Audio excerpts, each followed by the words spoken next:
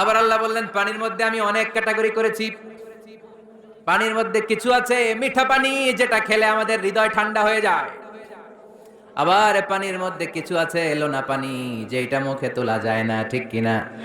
হাদা আযবুন ফুরাত ওয়া হাদা মিলহুন উজাজ। একটা লোনা পানি, একটা মিঠা পানি, দুই সাগরের পানি দুই দিক দিয়ে বয়ে যায়, মাঝখানে অদৃশ্য দেয়াল দিয়ে দিল কে?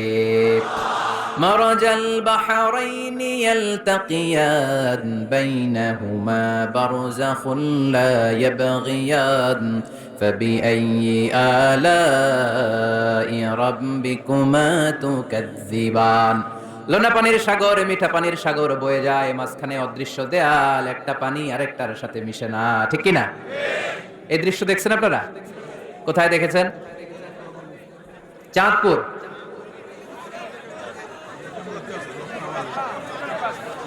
অনেক জায়গায় আছে, বাংলাদেশে আছে কয়েক জায়গায়, শীতলক্ষাতে আছে, আর শীতলক্ষায়, চাঁদপুরে।